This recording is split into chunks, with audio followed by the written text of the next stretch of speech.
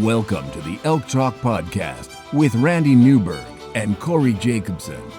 Presented by the Rocky Mountain Elk Foundation.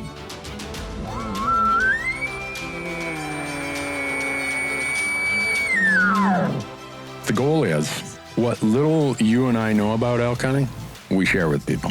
I've got an elk building. It's like 120 yards away. What do I do? First off, the thought would never cross my mind when an elk's being 120 yards away to call anybody on a cell phone. All elk? All the time? Only elk? Only elk. Well, it's us having conversations, so we usually go down some rabbit holes, but If you hunt with Corey Jacobsen, you will find the landscape is full of rabbit holes. We're just going to make this up as we go. and you look at it like, oh, that's a target-rich environment. But if you're trying to single one out, a solo target there is much easier to go into than a big group. We record everything, so there's no BSing, no lying, no faking it with us. Did we hit the record I button? thought I forgot to hit the record button. If you want to know something about elk hunting, this probably isn't the podcast to listen to. Should we give them a list of all the other podcasts where they might learn something?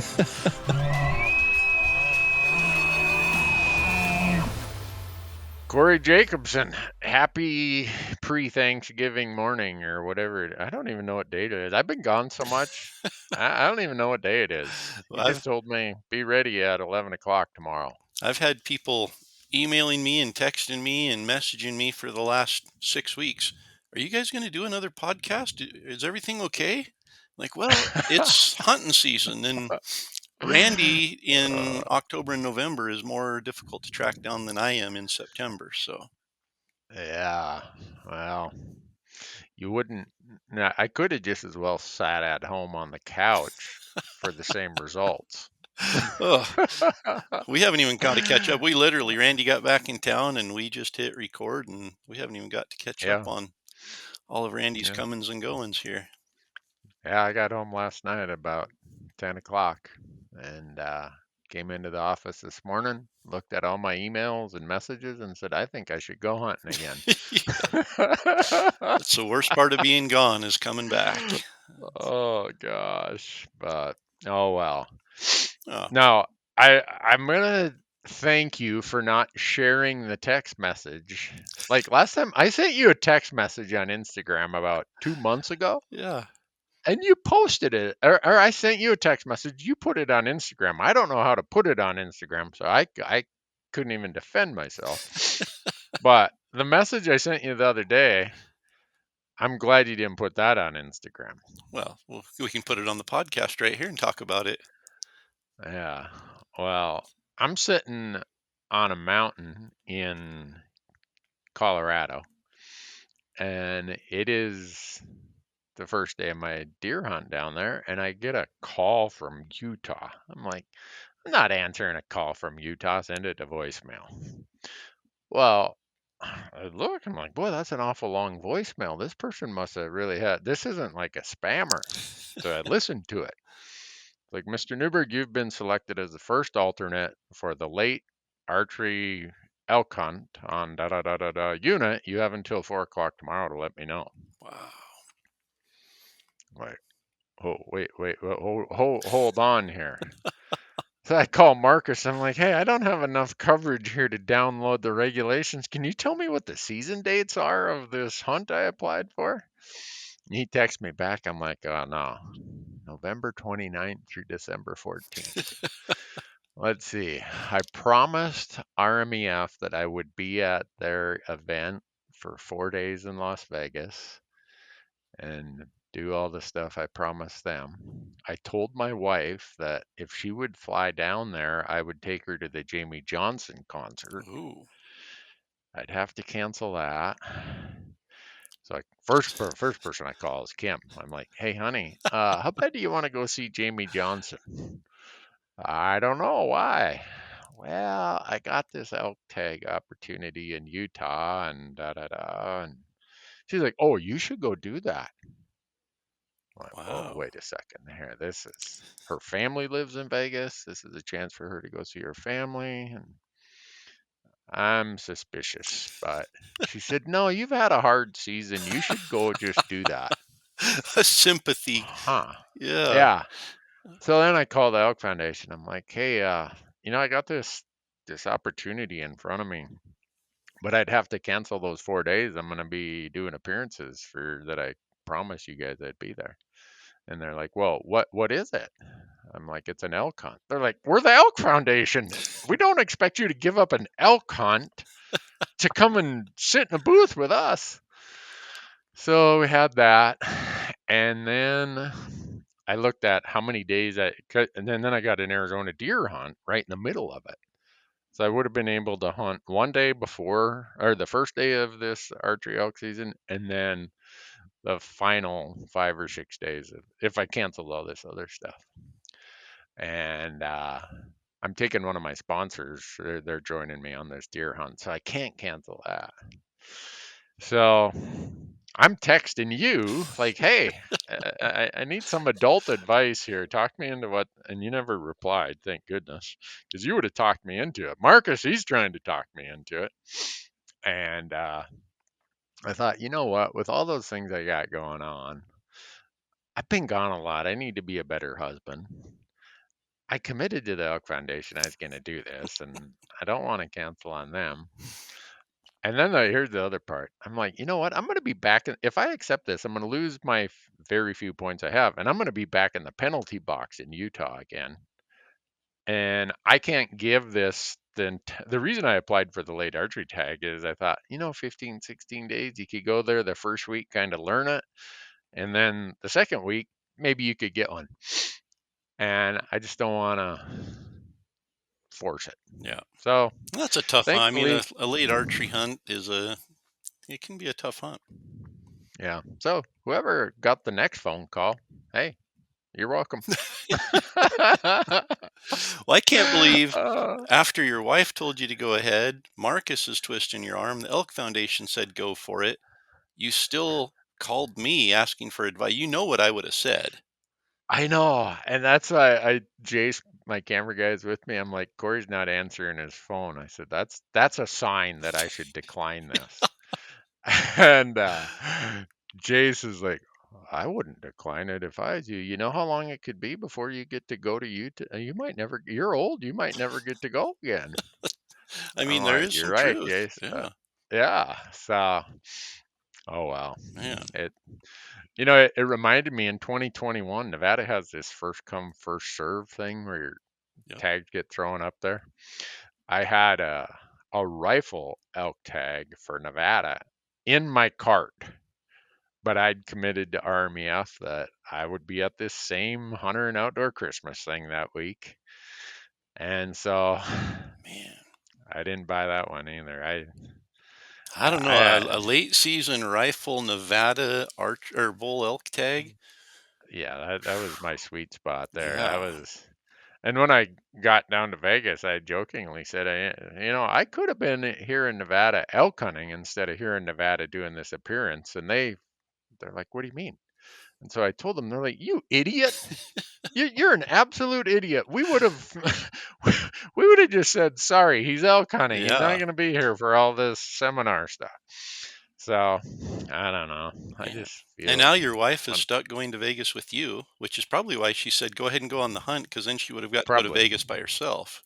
Right, exactly. That her and her brother and sister-in-law and old high school friends could have went and done whatever they want without Randy being the boat anchor that drags along and complains and whines and snivels that this costs too much and blah blah blah. But oh well. But at least I'm going to get to see Jamie Johnson. It looks like, which has been on my list for a while.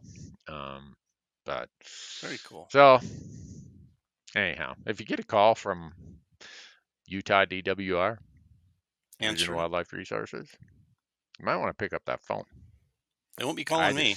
I don't even buy a license or apply there anymore. So, well, I make a donation. That's what I call it.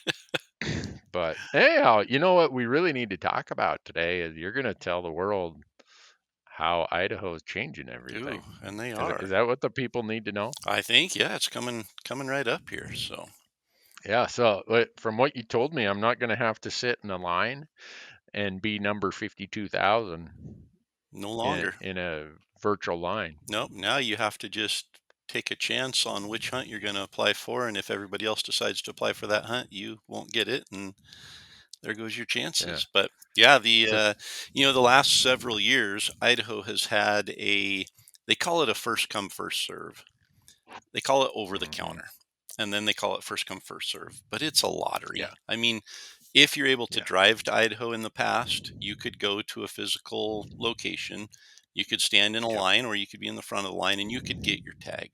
But if you weren't Yep. able to drive to Idaho, you log in, they put you in this waiting room and they give you a random number that, like you said, is anywhere from, I've heard of people being like 1,200 and I've heard of people being like 54,000. So Yeah. you get this random number and then you wait and you wait and you watch the little guy walking across the screen there, and it says there are 47,198 people in front of you. And an hour later, Yeah. it says there are 43,406 people in front of you, and you're watching all of the tags get gobbled up. So, Yeah. I mean, it really wasn't fair. Somebody who lived close Mhm. to Idaho or happened to be in Idaho or had a friend or a relative in Idaho that was willing to go and stand in line and pick up a tag for them had a way better chance than somebody that actually had to work a real job on the East Coast or somewhere. So for Right. this year, they have completely revamped the way non-residents purchase, get, apply for tags in Idaho. So keep in mind before we start, this is not controlled hunts. So It's a non-residents, this is not controlled hunts. So the same yeah. controlled hunts exist and the same application period exists in the month of May. I think the deadline's June 5th each year. This is Yep. for those over the counter, what used to be over the counter, general non-resident tags for deer and elk. So it is Yeah. going to a draw. It will be all online. There's nothing to mail in. And the application period starts December 5th, and the deadline is December 15th at midnight. That's Mountain Time. Midnight Yeah. Mountain Time. Yeah. Yeah. Not midnight Pacific time or Any other Taiwan time. time or Moscow time Yep. or Greenwich Mean Time. So Okay. here's a piece of advice. Don't wait until December 15th. Right. Because just don't risk it. I've literally talked to people that have waited till the last day, and they're like, I thought it was till midnight, and I got in at 6 o'clock, and evidently it closed at 5 o'clock Pacific time or whatever it was, and they missed it by an hour because they were just waiting until the last day, even though it'd been open for a month. So Yeah. get in early. Yeah. You need to have a license. So Idaho is requiring non-residents to purchase a big game hunting license in order to apply. Non-refundable, non-resident license, which by the time you buy that and some other like a habitat stamp or something and pay your credit card transaction fee, it's going to be over $200. Is it? I don't even know what the Yeah. price is for the non-resident license. I did the math. I think by the time you do all those things, you're into it like $212 or something. Yeah. But the nice That's thing, it. I mean, the generous thing that they're doing is they aren't charging an application fee. So the Right. $7 Yeah. application fee or whatever some states charge, they aren't charging that. So you do Yeah. have to purchase, and don't get a small game license, don't get a fishing license. It has to be a big game hunting license. Yeah. And it has to be purchased. It's non-refundable, but there will be some other opportunities where it will come into play here. So don't give Right. up on us yet. Later on. Yep. Yep. So So here's what just that part of it right there. Knowing, so you talk to enough people how the old system was working, and they're like, yeah, I had 14 other computers logged in to see and whatever one was my furthest, my lowest number, I logged out of the other 13. yeah. So there aren't going to be 54,000 or whatever non-residents actually apply Well, because that's there what. were computer bots, there were all kinds of Yeah. other stuff. And now that you say, hey, it's going to cost you 200 and some dollars for this raffle ticket. Yep.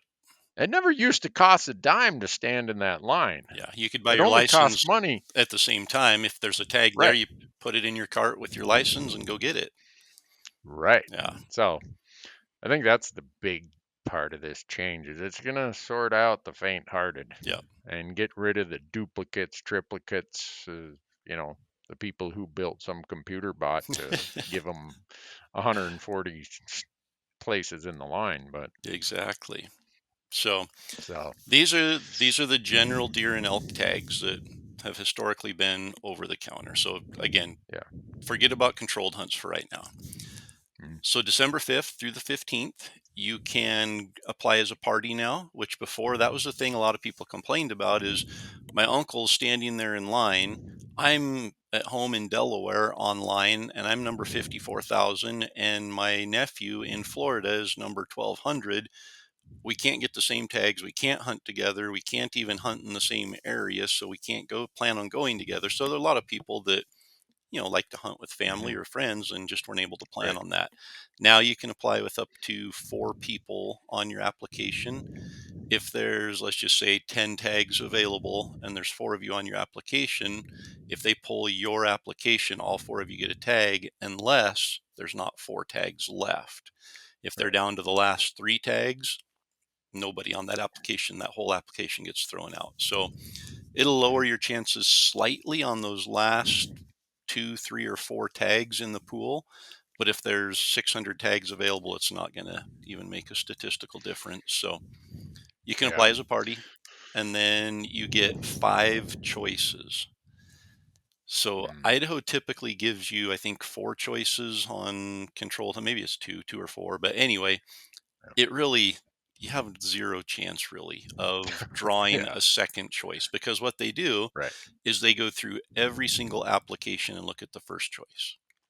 And then they go back through and they look at every application's second choice. Well, by the time they get through all of the first choice applications, there's probably not going to be very many, if any, tags left. It's going to be a lot like that, the old system, where the only tag that's going to be left is going to be a Lolo B tag or a Panhandle A tag or something that there's a reason there's some left over. But this at least gives you an opportunity to put one of those less desirable, we'll call it, tags as your second choice and have a chance of drawing something. So when we go back and remember, you've already purchased a license. If you're like, I will take just a mediocre tag, you still have a chance to do that by putting up to 5 choices. I wouldn't bother putting more than 2, maybe 3. Put 5 if you want to, but I really doubt they're going to come back around and look at anybody's 5th choice. And some people are probably wondering, well, what does this do then when the controlled hunt period comes in May? And if you draw a controlled deer or elk tag, you can return your general. You're jumping way ahead here, Randy. I'm sorry. We've got a lot more meat on the bone here. We've got to chew off before we get to May. All right. Well, I read so Go Hunt and Brady did this article, and I was reading it this morning. So I'm sorry, I got ahead of everything. So if you want to go read Brady's article out on Go Hunt, he nerds out on data and all that stuff. Use promo code Elk Talk when you sign up, and you'll save still. Randy just gave me a black screen here. Yeah, all of our power just went out here. Oh, hold on, hold on. I can still hear you. Yeah, well, I know. That's because we're running on the battery of my computer. Hold on. Let me turn the flashlight on here. Oh, it's not a matter. I thought maybe your screen on your computer didn't have enough power. You're just sitting there in the dark. Oh, no. We had a blizzard yesterday. It blew all the trees down and everything. Wow. And, that's what I was told. They came home and all my stuff was off. How do you get to your flashlight on an iPhone? I'm a new iPhone. You don't even have to open it. Just tap on the screen, and down in the lower left-hand corner there should be a little flashlight, and just hold it down, and your light should pop on. Hey, how about that, huh? Let's see how long we can do this. Yeah. I might run out of battery juice here on my computer, but keep an eye on the battery indicator. If you start getting low, let me know, and we'll stop so we can upload files. Okay, so anyhow, December 15th is the deadline, and that's important. But equally important is the January 20th deadline.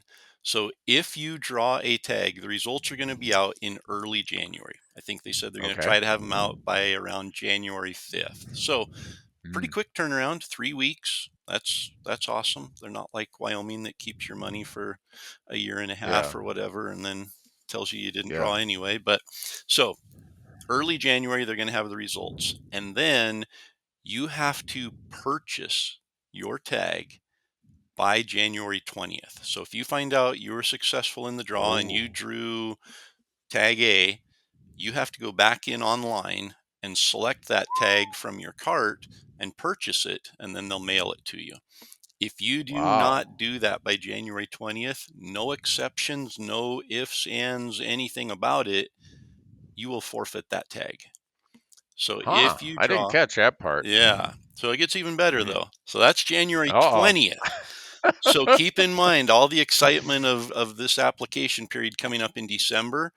It doesn't end. There are still deadlines. January Oh, goody 20th. goody. Yeah. So January 20th, purchase your tag. If you don't, you lose it. And they will not probably email you because immediately thereafter, on February 5th, they open Mm. round number 2. Oh. Round number 2 is any leftover tags and any tags that didn't get picked up by January 20th go into a second draw. And non-residents can apply for that second time. Keep in mind, they're not Okay. charging an application fee, so we can't even say, Right. oh, they're just trying to get money out of people. They're not even charging the Right. first time or the second time. They're just trying to get rid of all these tags. So they're putting it in a second draw. If you drew in the first draw and you did not pick up your tag, you are not eligible to apply in the second draw. So if you drew a tag in the first draw but Mm. forgot to pick it up, you're done. You don't get Yeah. to try again. But if you applied in the Mm. first draw and did not draw a tag, then you can apply. Or if you didn't apply in the first, if you missed the deadline in December, there's a second draw coming up in February, and it's February 5th through the 15th. Again, the 15th is the deadline, and the same thing will happen in that one. You'll find out in early March if you drew in the second draw, and you'll have until March 20th to claim that tag that you drew there. If you do not claim your tag in the second draw by March 20th, it will be forfeited. No ifs, ands, buts about it. It will go away and somebody else will have an opportunity for it.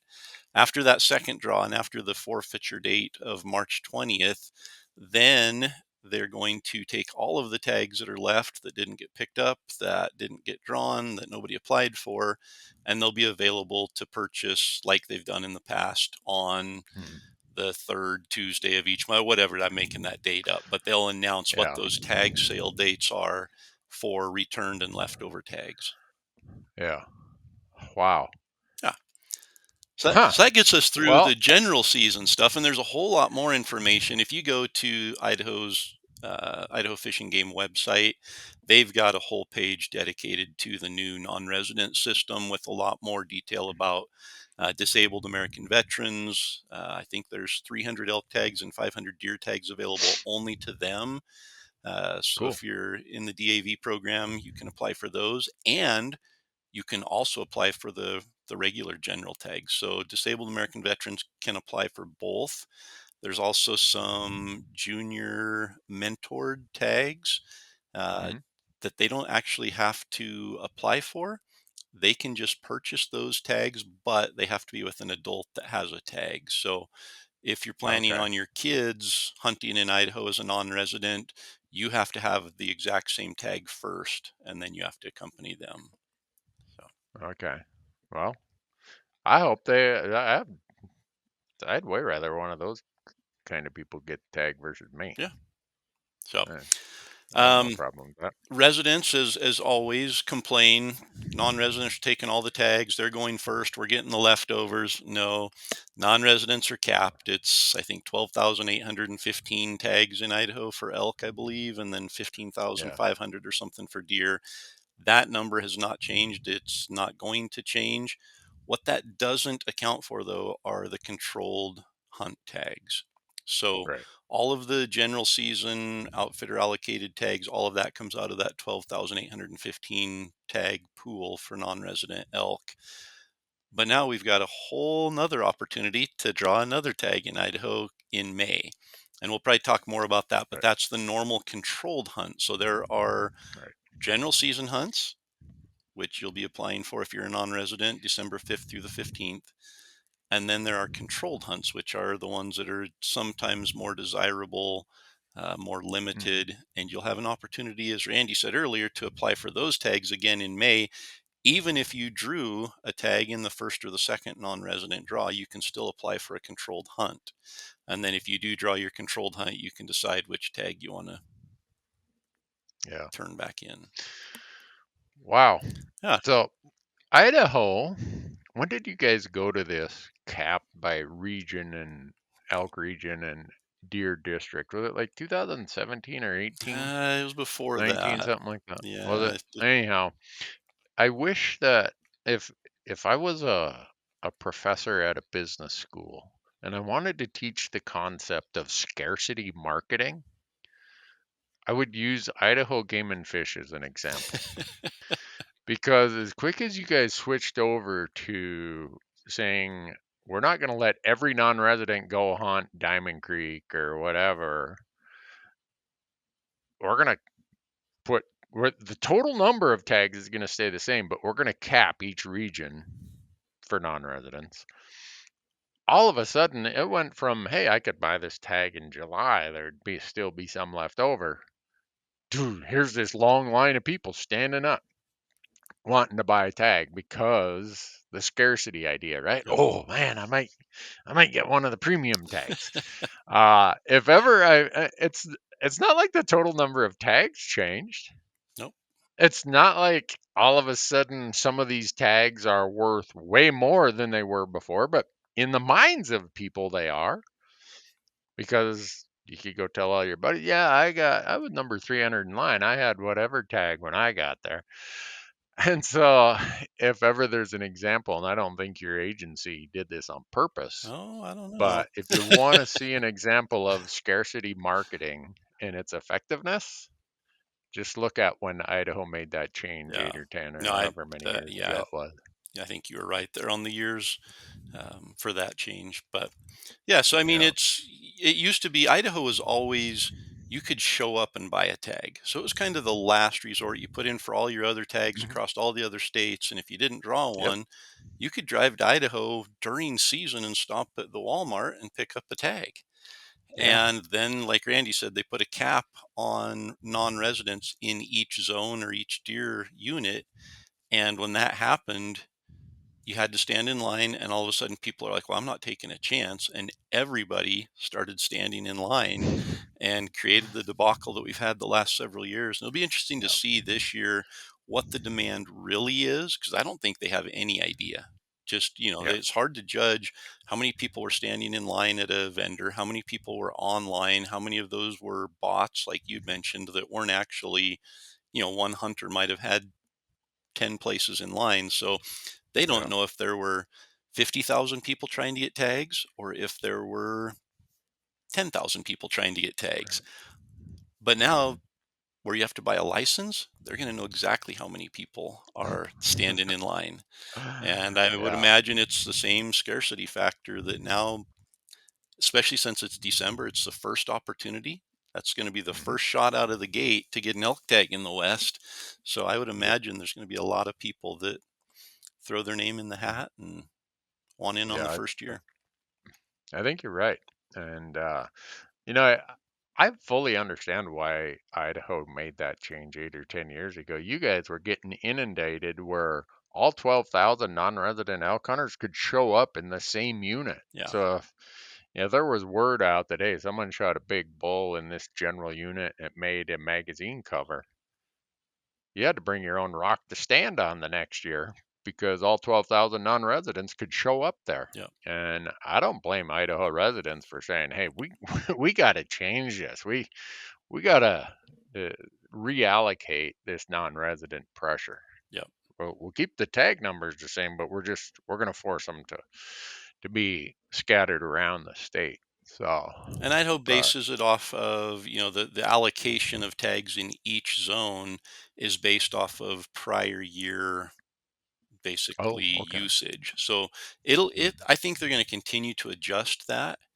Mm-hmm. When you get into the controlled hunt, they give 10% of no more than 10% of the tags. So if there are 100 tags in a zone and non-residents apply and the first 10 tags go to non-residents, no more can go to non-residents. But if the first Yeah. 99 go to residents, that's too bad that the last one might go to a resident as well. There's no guarantee that Yeah. non-residents are going to get any. They're just in the same pool with the residents, and when they hit their 10% max, all the other non-residents get thrown out. So Yeah. in this, they've got some pretty liberal numbers. They've got the numbers posted on the website for each zone and each unit for deer of how many tags are going to be available in the draw. Keep in mind that they don't actually set the actual numbers until later. So there's a chance that a hunt could get completely eliminated if they do Mm-hmm. if we have a tough winter. And in Right. March, they do counts and they're like, there's not enough deer or elk here to have a season. They might eliminate a hunt that you spent all your time and effort applying for in December and now it got eliminated. But I think Mm. it sounds like on the website that they will make options available to if that were to happen. Yeah. Huh. Well, that's an awful lot to digest, Corey. As I was going through it, I thought, okay, it's not as complicated as Montana, No, we but we wrote the book on screwed up systems. man, there's got to be an easier way to come up with systems and processes. And I'm an engineer, so that's, I like to simplify things. But Yeah. man, if there's ever Well, opportunities to complicate things, leave it to fish and game agencies to do it. well, I'm going to give you guys credit for the fact that you haven't thrown a point system out Yep. there for non-residents. Like Wyoming, they don't have a point system for residents, but they do for non-residents because it brings in tens of millions of dollars a year, and not an additional elk, deer, antelope gets taken because of all those points that Yep. are bought. It's just back again to that scarcity thing and wanting to keep my place in line. And so you guys aren't doing that, Yep. and I appreciate that. And No, and I don't well, think there's any, who knows? I don't want to, you know, jinx myself, but I don't think there's plans of doing a point system even for non-residents at this point. yeah, But like you said, it in Wyoming, it hooks you. In Idaho, mhm, you apply for 3 years in a row and you realize there's like a 5% draw for this general season tag that I'd be lucky to even see an elk in that unit. I'm not going to keep throwing $200 at the state every year for a license that I'm not going to use if I don't draw an elk tag. You're out and right, you go find somewhere else. You have yeah. points, you feel obligated to keep coming back year after year after year. And so, I mean, Yeah, it's you've got the scarcity model and then you have the fear of missing out model. And when you put the two of right. them The FOMO together, model. oh man, Yeah, two of them together yeah. is it's a recipe for financial success. Huh.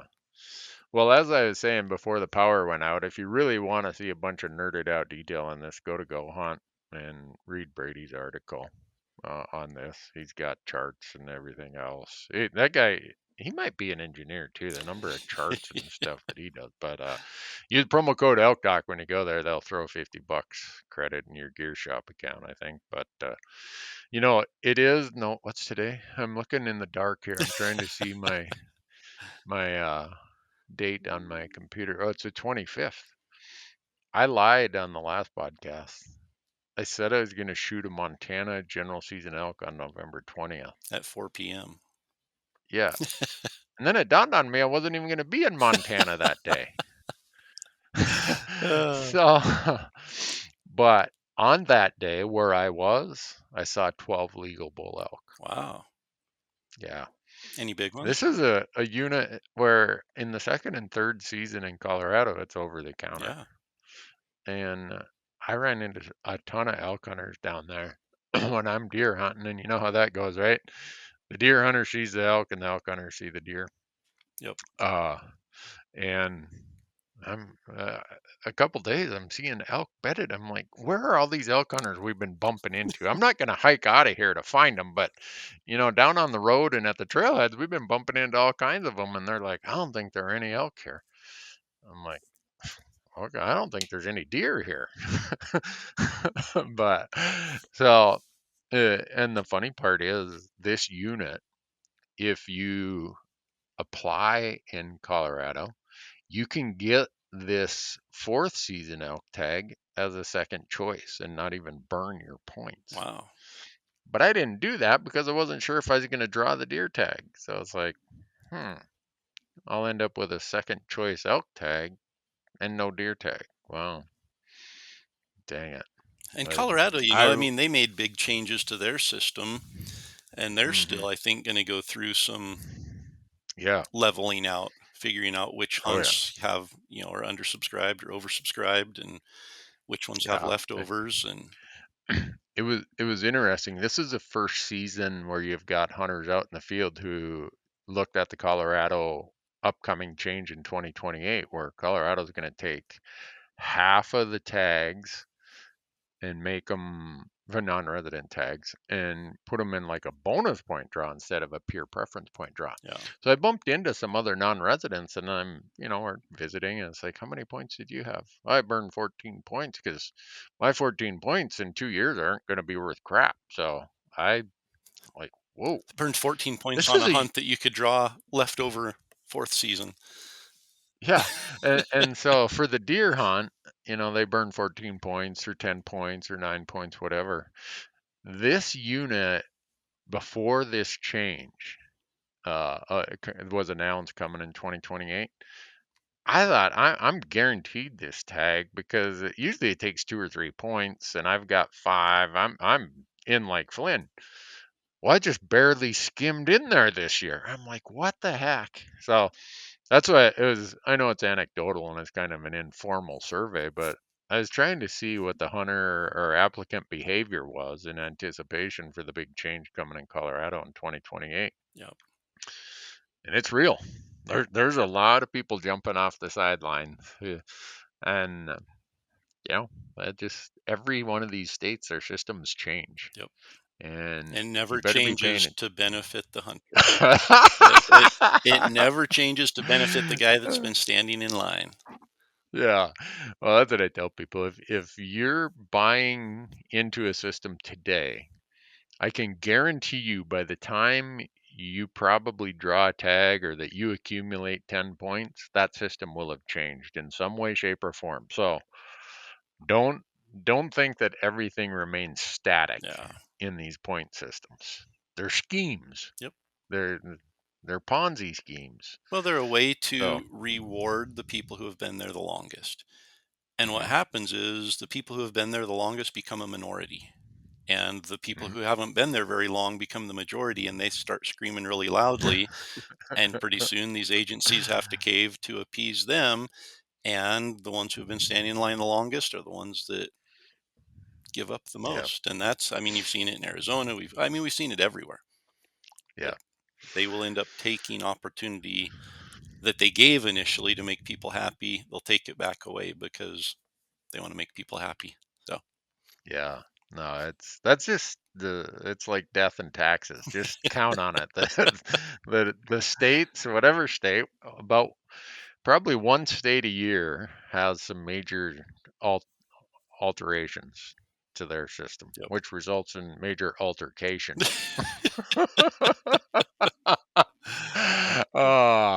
But no, I guess I'm one of those weird people who I try not to build a lot of points. I try, but for things like sheep or whatever, you can try to burn your points all you want, doesn't matter. But like Jace, my camera guy, I think I started applying in Colorado the year he was born. And he's like, how many deer tags have you had in Colorado? I'm like, well, since I started applying in 1995, I've had 5, I think is what I came up with. No, 6. I had 6. So about every 5 years I draw. And he's like, well, we ran into a lot of people who are burning double-digit points. I'm like, yep, they did. And I don't blame them with the change coming, but here's the bad deal. Every day we were down there, it was in the 60s at almost 8,000 feet at 60 Wow. degrees. So here are people burn double digit points thinking, oh, this is my one chance for a big Colorado deer. And you have a tropical heat wave. And so that's just an illustration of how so much of these point things and waiting forever is a bit of the roll of the dice. Yep. I mean, you might draw a tag on a drought year, you might draw a tag like it was down in Colorado. It was so warm. You never know. So Yep. I I dodged a bullet this year. My oldest son got married on opening day of the second season deer hunt down there, uh, and I spent, what was it, 19 or 20 points drawing a deer tag this year. And yeah, just before the 30-day deadline to return the tag, I sent it back and got my. The bummer part about it is when you turn it back in, you don't get a point for that year. And yeah, that's the second time I've done that. So I'm 2 points behind where I should be on a deer yeah, tag. And like you said, that's changing in 2 more seasons to basically yeah, take your number and divide it in half. So I got to yeah. figure Guys something like out. But a season like this, second season, your only chance is weather. And there wasn't even yeah. weather for fourth season down there this year. So No, I've hunted Colorado a lot. I've never seen the snow line as high and as sparse as it was this year. yeah. But oh well, I had a lot of fun, and So now you I you gotta saw 12 bull elk. yeah. Any big ones? I would say in that one group of six, there were probably well, four of them were nice 6 points. Man, High 200 6 points. yeah. And this is an over the counter unit in second and third season, and I've shot elk in this unit on an over the counter tag, and I just I was observing how a lot of the people were going about it, and maybe they're experienced elk hunters, and maybe they had a plan and a strategy, and it just didn't work out, bad luck or whatever. Uh, but my experience in Colorado is even in these over the counter units, there's a lot of hunting pressure going on because the deer and the elk seasons are going on at the same time. Yep. You can almost look at the landscape and see where the elk are going to go in response to the hunting pressure. And if you set yourself up nearby, you're going to see them moving when other hunters bump them, or you're going to see them in the morning just before they go to bed, or you're going to see them in the afternoon when they come out to feed. And yeah, there were four of those bulls that if I saw it here on my Montana general tag, I'd be like, get the cameras rolling, boys, because I'm about ready to shoot something there. And so I know it was fun to see Yeah. as many elk as I saw. And now all of our Colorado listeners are like, shut up, Newberg. We don't need people to know that You they can come here. actually see elk in season. Yeah. But so I don't know. I've got 3 days that I get to hunt here in Montana, and I'll be honest with you. The idea, I was looking at the forecast, it's going to be in the single digits every night. Going and sleeping in a tent right now after having been on the road and sleeping for 80 some days, sleeping in tents and eating crappy food. I think I'm gonna day hunt, and if I'm gonna hunt elk in units where cow elk are available on my general tag, and I I've not chambered around yet this season, Corey. Wow. I've been helping other people. Yeah, I have not even put a shell in the chamber. That's the kind of season I've had. So if I see a cow elk, looking at my freezer, that thing is coming home with me. So all those folks who might watch our content thinking we're going to shoot great big bulls, don't count on that this year. Man. Because if I see a cow, it's probably going to die of lead poisoning. Well, at least you have that option. In Idaho, Yeah, that's true. it was tough. See, I mean, it's the same. The weather just wasn't good. We did get some early snow that I think pushed some elk out of the high country, but then Mhm. it warmed up and it didn't force them out into feeding patterns, and they stayed in the timber. And it was tough to find elk Mm, this year in, yeah. that late October time frame, which it's always tough. This year was even more difficult than normal. Hmm. But Well, it's always fun, even if I don't put a round in the chamber. I'm out there. I'm just having a blast. yep. And this spot in Colorado, I maybe could have went about it differently, but here's what the storyline was. I wanted to go and hunt lands that would have been sold under Mike Lee's proposal last summer. And all these elk I saw were on lands that, under the Mike Lee amendment, could have been sold. Wow. And so the place where I hunted and ran into a lot of other hunters, these are lands that, okay, they're not the 100,000 acre piece of public land. They're a couple thousand acres that maybe are the corridors that get you to the bigger chunks. So Yep. I just wanted to show how important these smaller parcels are. And just because they're near towns and stuff doesn't mean they don't get a lot of hunting use. Yep. And so that was the story. And it was a lot of fun to go and tell that story. Yeah. And maybe I should have hunted in some other places, but Well, I don't know. you've had a season maybe not filled with chambered rounds, but filled with stories. I saw you Oh had yeah. a special guest a few weeks ago that you got to hunt with. hmm Yeah. Theodore Roosevelt IV, the great grandson of President Roosevelt. Yeah. He called me last winter, and I've known him for quite a few years, and he's been a great sounding board on a lot of things. When I feel like I'm banging my head against the wall and spinning my wheels, I'm like, Ted, what am I doing wrong? And he's always got good advice. And it just his life perspective when he got out of college. He went to Harvard. He signed up. He enlisted in the Navy to go to Vietnam, and he was one of the first classes of, he calls them frogmen. Now we call them SEALs. Uh, and so he went and did that, signed up for 2 tours there, and then he's done all kinds of things. So I always look for people who've kind of had a life, have been there, done that, and see what I can learn from them. Well, when he calls me and says, Randy, I'm going to be 83 this year. I sure would like to shoot one more elk, and I think you're just the guy to help me.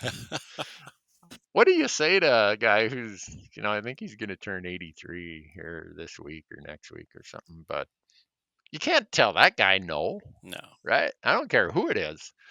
So I said, well, here's what you got to do. You got to apply and blah, blah. So he drew the Montana general tag. And I called one of my CPA clients who I used to be trustee for. And they own a ranch that they allow a lot of hunting. And they have a picture on the wall of what's called the big house of the ranch that is President Roosevelt on that ranch in that house on one of his Montana hunting trips. And so I get to take his great grandson there. Anyhow, there were some other hunters there that day, and people see it on the video. They shot a bull, and I'm standing around thinking, well, now what do we do? The elk have been scared off. And here, about a half hour later, they're still on the dead run, zigzagging back and forth. And they come through this little saddle. And I'm like, Ted, get ready, because when I've been here before, the elk like this little peaceful spot down here. We're going to go set up there. And they did it. It's like they read the script. And he sat down and he had a 30-mile-an-hour crosswind. And he told me before the hunt, he's like, I can't shoot a bull because my wife, she likes cow elk. I got to shoot a cow. I can't shoot a bull. Well, the cow's all huddled up in a herd, and I could see him lined up on him like he's going to shoot one of them. And all of a sudden, so I'm filming too. I'm the camera guy. And I see him pivot to where this bull was outside the herd. I'm like, he's going to shoot that bull. His wife's going to be mad at him. And so I lucked out. I turned the camera to that bull, and all of a sudden, boom, flop, down it goes. And so, yeah, it was a special time. He was very grateful that I took the time, and I was very honored that he'd call and ask me. And a lot of people will be like, well, that was on private land. Yep, It was. And if I'm even upright when I'm just about 83, I'm going to call it a plus. And this guy's remarkable. He's not a big guy, but he still does all of his workouts and everything since back when he was in the SEALs. And he's in remarkable shape for his age. And then when the bull's laying there, I'm like, Ted, I told you I get to do the gutting and gilling. He's like, well, I can't let you do all that stuff. I'm like, well, that was our deal. I get to do that or else. And so it was a ton of fun. Oh, did I lose you, Corey? We're having all kinds of malfunctions today. My power went out. Corey's internet is going out. If this episode becomes anything recoverable, folks, it'll be what they call a miracle. So, well, Corey, I'm sorry about that. That's just the benefit of living in the big city like that. Oh man, I don't know what's going on here. Between the blizzard yesterday that blew the trees down and my neighbors over here building 2 new buildings and digging up most of the neighborhood, I lose power 3 times a day, maybe 4 on a good day. So anyhow, sorry Yeah, I for was just the sitting here and all of a audience sudden having it to deal went with blank, all and of it's our usually me and disruptions my and other internet that problems. fails, and So, this time did it you wrap was, it up over there? Randy had troubles. No, now it's saying Corey's offline.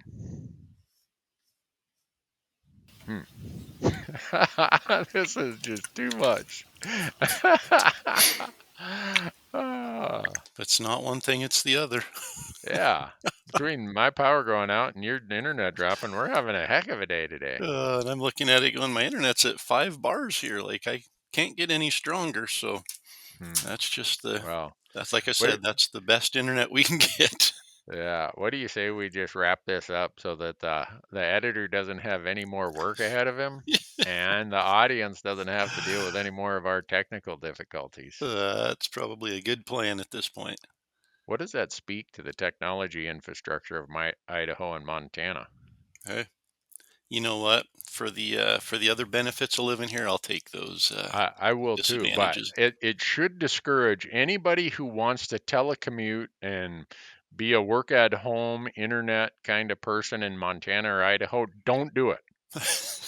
We don't have the connections for you. Just stay where you Stay are. in Washington or the East Coast or the West Coast. Do not move to Idaho or Montana if you want technology. That's right. So anyhow, I think we covered the Idaho deadline. We got that. Thanks for the details on that. Yep. And if people want more details, go out to Go Hunt and use promo code Elk Talk to sign up, and you'll save some money, and you can nerd out on all of Brady's stuff. But and keep the emails coming. We need. We're getting ready to. Randy's back home after a couple more weeks here, so we need some topics to talk about. So send us emails. Yeah. Just go to elktalkpodcast.com and click the contact us box and send us emails and let us know what you want to talk about. Yeah, I don't know what to do now that my power's back on. The battery that runs my server is probably trying to recharge. That's why I had to use my phone and everything. And then why it went kaput because my uninterrupted, what is it called? Uninterruptible power supply, UPS. Got interrupted. Just finally ran out of juice. So kaput. So anyhow, happy Thanksgiving, Corey. Yeah, happy Thanksgiving to you, and thanks for listening. Yeah, thanks to all of you who listen. We'll try not to be so negligent in our punctuality here. So it's all my fault. I'm raising my hand. Blame it on me. Yeah, So. but he did turn back a Utah elk tag, so he did that just so he could be here for recording a podcast. Yeah, that's what I should have told the audience is I couldn't because I had an Elk Talk podcast I had to do. Then they'd really hit the BS button. He's